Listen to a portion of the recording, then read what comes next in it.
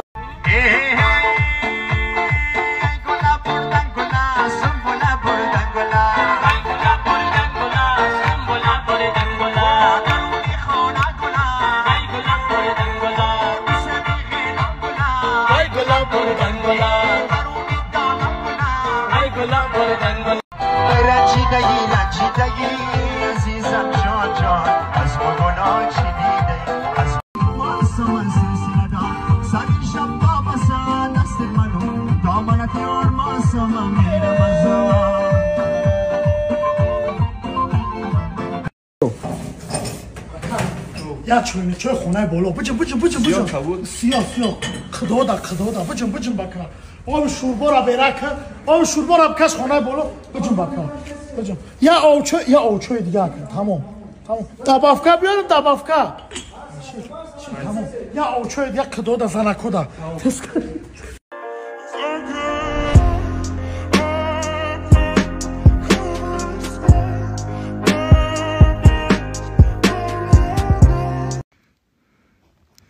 کارتوشکا، پیاز، گوشت، قند، صابون، سبزی، روغن،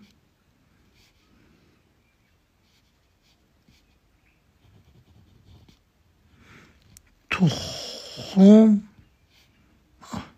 این برادرها انا خروکایی با یک هفته اینا با غالبا کی که باید شنبه بیا اینا ما آمدم اونجا کاربار سر شد.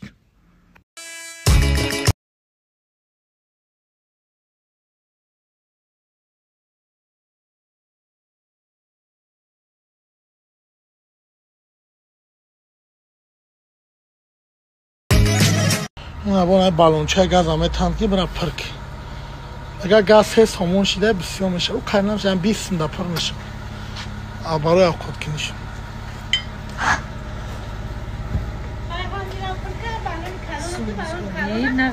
مایلی بچه پیاز صرفه‌کارانه استفاده برای اینکه نه سامان شده پیاز نه سامان شده اینا نه سامان اکا اینا سوراب نه سمایا نه سامان اکا